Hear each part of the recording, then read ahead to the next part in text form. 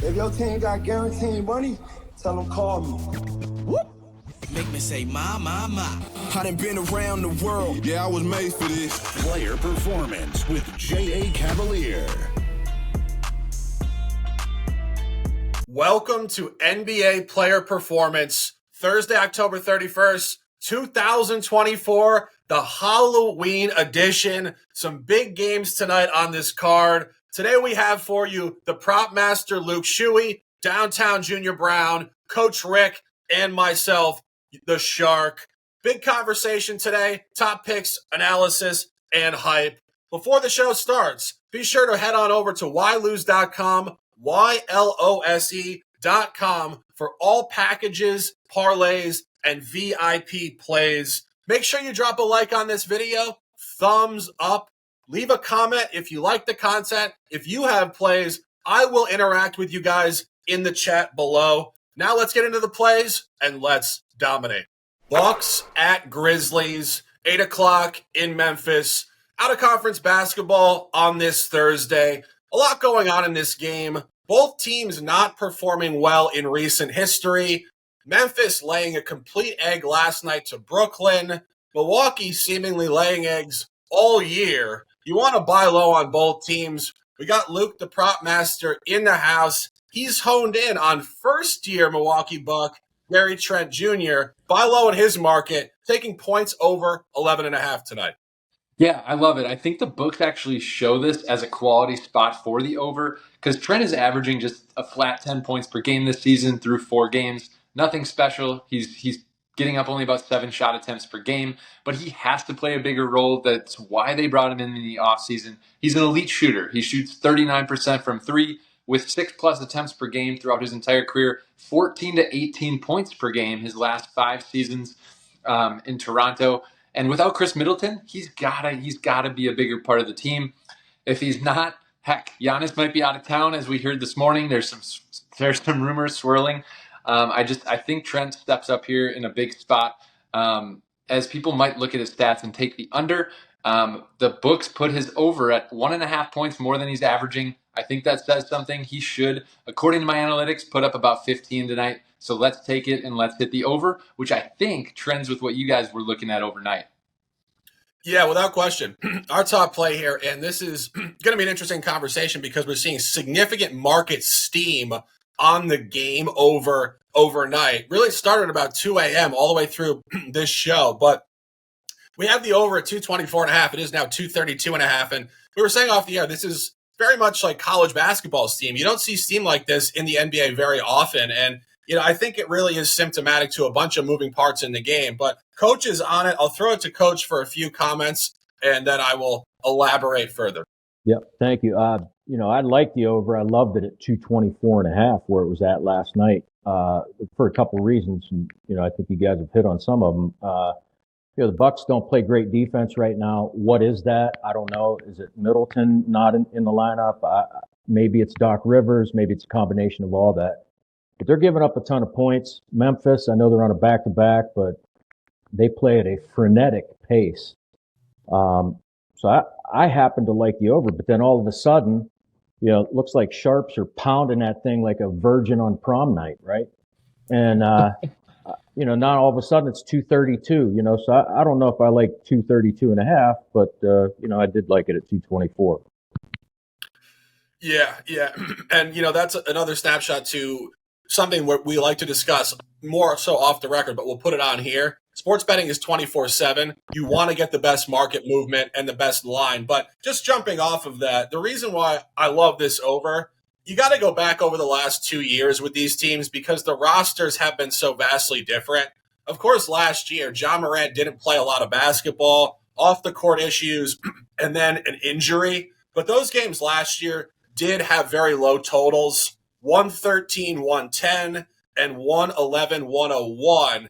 But go back to the previous season. The last time Ja Morant was involved against Giannis and these boys, 2 overs with emphasis, 142 to 101 in Memphis, 137 to 114 in Milwaukee. And key point in terms of the lines, the unders last year, 222.5 line, 218.5. The overs the previous year, 226.5, 230.5. So books are reverting back to the expectancy of the Ja Morant matchups from 2 years ago. And I think you find a nice little mini buy low on these teams. As Coach said, Milwaukee's not playing defense, and Memphis is really running at a high pace and not defending themselves. But Milwaukee actually comes in here 0-2 versus the over last two, just not scoring the ball themselves. Really laid a complete egg at Brooklyn in terms of their team total, and then only scored 108 in Boston. So you get a great buy low on Milwaukee scoring the ball, and you get a nice buy low on Memphis, who only scored 106 points last night against Brooklyn. So this is the second night of a back-to-back for Memphis. The only other time they had a back-to-back this year, night one, they scored 108 points, very similar to last night's output. And then they came back in the second one against Orlando, covered the spread, won outright, 124-111 against Orlando, and it went over. The market steam is immense. You don't see it very often. It's incredibly sharp steam. We love the over tonight. And, of course, Luke on Gary Trent, points over 11.5. 2 plays in this game. Let's cash these tickets. Rockets at Mavericks, 8:30 p.m. in Dallas. Big-time matchup within the Southwest Division tonight in the state of Texas. We got Junior and Luke here, a big conversation, an official play from myself. Junior, you love Luka. You love the Mavs. You've been all over them since the trade deadline last year. A huge upstart team. What are your thoughts on tonight's game? Yeah, I got a strong lean to the over. I'm just not officially on it because I'm not sure the Rockets can hold up their end of the bargain. And I fear what I saw last year, which is Luke averaging over 40 a game and Kyrie averaging approximately like 33, 34 a game. I think it's a bit much, but I think it does lean towards a play that Luke has. So I kind of want to kick it back over to you guys so he can get in and let you guys get some money. Yeah, without question. And, as you said, Luka and Kyrie playing great ball against Houston last year. Of course, last year, Klay Thompson did not play for this team. First campaign with Dallas. And sending it to Luke talking about Klay Thompson over in the points market at 14.5. I like it. When you look at the stats in this matchup, Junior kind of led the way with this, but Luka and Kyrie have just dominated. I mean, they're just off the charts in terms of point production against the Rockets' recent history. But for that reason, I think Houston has no option but to try and get the ball out of their hands. And that lends itself to getting shots up for guys like Klay Thompson sitting on the perimeter. He's coming off a really bad game in terms of minimal shooting. He only got 7 shots up last game. But he's averaging 16.5 points per game so far this season. He's got games of 18, 19, and 22. So he's clearly already comfortable on this roster. And he's averaging 13 shot attempts per game. So I think if he can get up 10 to 15 shot attempts, he's shooting almost exclusively three-pointers. We know how good he is there behind the arc. I like this spot because the line's only at 14.5. My analytics have him for 17, 18. It's a good 4 or 5 point advantage here for a gameplay style that I think features him getting more open looks. Yeah, I would agree. And his only divisional home game of the year, he did actually go off against San Antonio in the opener, so I think it correlates to how he might play tonight. And my official play in this game, taking Houston on the road at plus 6.5. And there's a lot of detail in this game, which I find to be very interesting. The first thing I noticed, there's a significant rest advantage for Houston tonight because Houston did open their season last Wednesday, whereas Dallas was one of the last teams to open on Thursday, which means Dallas is in a significant schedule cluster here. This is the 4th game in 6 nights for Dallas and the 5th in 8, which is really going to be a fatigue spot. And they're coming off a gigantic win on the road in Minnesota in their previous game in what was a huge rematch of the Western Conference Finals, and I think an inherent letdown emotionally tonight. And I think probably not coincidentally, the only time this year that Dallas did cover a game, it was that opener against San Antonio. They did not cover the next game. So in this small window, they have not shown the ability to back up success with success against the spread. And I think Houston inherently is a buy low in this matchup. Very well coached team with Ime Udoka, young group with some veterans. And you go back to last year's matchups between these divisional opponents, very, very noteworthy covers at home for Dallas. Dallas was 3-1 ATS in this matchup last year. These home games, I mean, some of the most egregious backdoors you will ever see in professional basketball. November 28th last year, 2023, Houston at Dallas. Dallas is laying 4.5 points, and they win by 6, 121 to 115. It wasn't that simple. The game was 119 to 115 with basically 0 seconds on the clock.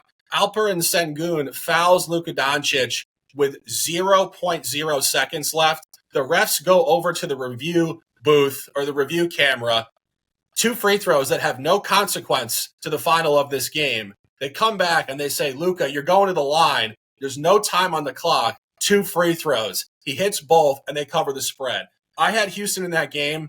I was very uncomfortable watching that play out. And then slightly later on, it was the last matchup between these two on April 7th, also in Dallas. Dallas won the game 147 to 136 on a minus 9.5. So you say to yourself, good line by the books. They win by 11. Casual? No, not casual. Houston should have won the game. Dante Exum hit a 3-point buzzer beater in regulation after Jabari Smith missed 2 free throws that should have iced the game. The game goes to overtime, and Dallas proceeds to win by 11 points in overtime. One of the worst bad beats of the year. So both Houston non-covers last year in Dallas were egregious bad beats, and now the books move the line down from 9.5 to 4.5 at open. This game screams tight on the money line. I think Dallas wins this game by 1 or 2 points at most, and Houston could get the outright win tonight. A lot of stuff going on in this game. A great conversation. Luke leaning towards Klay Thompson over in the points market, 14.5. And my official play, Houston plus 6.5. Let's cash. Spurs at Jazz, 9 o'clock in Salt Lake City. Western Conference basketball on this Thursday night. Really a bottom feeder special. 1-3 Spurs, 0-4 Jazz. Coach likes some of this garbage. He's buying the biggest level of garbage. The Jazz at 0-4 are favored. Coach buying them. What's going on here? It's a trip to the sewage plant, like in a dumpster fire. I mean, it's a dud of a game, but I like Utah. I got it at 1.5. San Antonio on the second night of a back-to-back, and it's not an ordinary back-to-back. They're going back-to-back and going to altitude. So I think that's going to be tough on them. They got worked over by Oklahoma City last night. Utah doesn't have a win. They're hungry. I think they come out and play well. It's the perfect spot for them to get their first win. And, if you go back to last year, they covered a few games at the end of the season, actually 5-2 against the spread in their last 7. So I'm gonna take the Jazz at minus 1.5. Yeah, a lot of moving parts in this game. As you said, a brutal schedule spot for the Spurs here. Back-to-back. Did compete, I would say, reasonably well to cover the spread last night, albeit a backdoor at Oklahoma City. But a lot of moving parts, and obviously staying on the conversational point. Junior Brown in the house. Welcome to the show. What's going on with this game? You want to make a couple comments about the legend in the making, Victor Wembanyama. Yeah, legendary performance last night where he made 1 field goal, being 7 foot. He's like the second tallest or the tallest player in the league. So this is just an observation. At some point, Wemby's going to have to accept that if he stands on the wing, they're just going to put wing players on him, and he's not going to be as effective as he could be if he just stood in the high post. Like, you see Joel Embiid lead the league in scoring, playing from the high post. You see Giannis, who can't shoot, playing from the high post. You see other stars playing from the high post. Everyone's not KD. You don't have to be Kevin Garnett. You can just go in the post and dominate the game. You're 1 dribble away from the basket. He probably doesn't even have to dribble to dunk from the high post. So it just doesn't make any sense that they continue to put him out there and have him being guarded by guys who play small forward. And just look at any San Antonio game. The center on the other team guards Soshan, or however you say his name, because Wemby's out there trying to play KD. You're not Kevin Durant. Stop it. I'm done. Sorry. No, I would agree. I actually wasn't aware of the fact that he only had 1 field goal last night, but I just pulled it up here. 6 points, 1 of 5 from the field in 27 minutes. I mean, I understand. Bro, and I don't mean to interrupt you. He was so soft yesterday that, remember I mentioned him and Chet hate each other? Go back and look at the highlights. I watched the whole game this morning. Chet throws an elbow, and he smiles at him like, yeah, you just got me. There's nothing I can do. What do you mean there's nothing you can do? You're supposed to be the best prospect of all time. What's going on? Yep. Yeah, and I mean, like in the offseason, it was pretty noted he put on 25 pounds and this and that. But I mean, from a mental makeup standpoint, like, you got to get that dog in you a little bit. And maybe he just hasn't, been punked enough in this league yet. I mean, last year expectations obviously were not that high. It's his rookie year. They won, 25, 30 games at most. This year, expectations have been ratcheted up a little bit. It's flat out inexcusable to score 6 points against Oklahoma City. And to take 5 field goals just speaks to, as you mentioned, just his competitive nature did not really flow last night. So we'd like to see better from Wemby. I mean, I respect the guy. He's had some great quotes off the court about just, the process and the journey and really intelligent stuff you don't expect from a 19 or 20-year-old. But he has to show up here in a better way. And I think Luke's not in the conversation for this particular game, but I think maybe a buy low on his points total tonight might be a nice look in this game. I think a bounce back will come, particularly against a Utah team that is not defending even close to the level of Oklahoma City. And as Coach mentioned in this game, this is a really tough spot for the Spurs, going back-to-back at altitude, with Utah being winless on the year. Tough game for me to handicap, but I do think as that final point, as the conversation flows, look at Wemby over points tonight. I think it's a very intelligent take. So, Coach, on Utah at -1.5. Conversation done on this game. Let's dominate. Suns at Clippers. Pacific Division basketball, a national game at 10:30. A lot going on here. A rematch of the opener to the season. A game that did find Phoenix beating the Clippers in overtime, going over the total, 116 to 113. You're getting early season data. Teams oftentimes don't play 2 times in 1 week, but they do. Junior in the house with an official on the under at 221.5.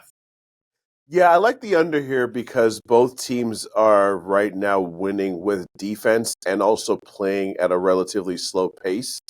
You've got the Clippers who are 22nd in pace and the Suns who I believe are 23rd in pace. So bottom 10 in pace for both teams. And they've both actually, even though they're playing at a slower pace, they're doing an exceptionally good job at stopping teams from scoring in the transition. They're both top 10 in transition defense. So I just think the combination of those two things, plus the familiarity of playing the same team twice in a week, it's going to be a tight game and kind of play towards the under, which is why I'm officially on the 221.5. Yeah, I would tend to agree with that. Luke, any thoughts on this one? Yeah, I'll just chime in. I don't have an official play, but I'm looking at the beard in this one. I think James Harden assist line actually has some good value for the over. He's averaging second most assists in the NBA this season, 11.3 per game. To get that at 9.5 feels good. I think the reason the books put it there is because the one game they played Phoenix, he only had 8 assists. I mean, he's close. He dishes the ball out a ton. His last 3 games, 10 assists, 11 assists, 16 assists. There's a lot of room for him to get to double digits here. So I'm leaning James Harden over 9.5 assists is my play. Yeah, I like that. And just jumping off the under commentary here for a minute, I think that this could be a potential for a Clippers revenge game here tonight. In the opener, the Clippers really did outcompete Phoenix, and Phoenix was very fortunate to get there late in regulation, force overtime, and win. But they didn't cover the spread. It was 4.5 there with a 3-point win. And if you look at what the Clippers did last night, the Clippers played a really poor basketball game last night at the Intuit Dome, lost outright to Portland. And I think a pretty noteworthy look ahead to this revenge game tonight against Phoenix on national TV. And on that point, if the Clippers play good basketball tonight, it will go under because their 2 best efforts of the year so far were an under at Denver, 109-104, great defense there, and an under at Golden State, holding the suddenly scorching hot Warriors to 104 points. This Clippers team is a defensive team. It's Tyronn Lue. It's a good mentality. And you know who's on the sidelines with the Clippers now, to my surprise? Jeff Van Gundy. And I think this guy, I'm surprised he's back in the league. I love seeing him back in the league. I remember him rolling on the floor with Alonzo Mourning in the 95 playoffs or whatever it was with the Knicks. But this Clippers team has a defensive mentality. This is a Clippers line number for the game. So if the books nail this and the Clippers do compete, it will be a low-scoring game. Junior making great points. An official play on the under at 221.5. And Luke with the sharp commentary, as always. Signing out on this game, let's cash these tickets. Tell me what you gonna do now. Keep rolling, rolling, rolling, rolling. Keep rolling, rolling. Thank you guys for watching NBA Player Performance on this Halloween night, October the 31st, 2024. 4 games on tonight's slate, a conversation it was. 5 official plays on tonight's card, an opportunity to dominate. Before the broadcast closes, make sure you go on over to whylose.com, YLOSE.com for free picks, stats, scores, trends, and more. For the legend himself, J.A. Cavalier on vacation this week, the prop master Luke Shuey, downtown Junior Brown, and Coach Rick. I'm your guest host, The Shark, signing out. Remember a couple things. Yesterday is a memory. Tomorrow is not guaranteed. Be here in the now. Bet with the Sharps. Bet the Sharp plays. And let's dominate. Cut my life into pieces. This is my last resort.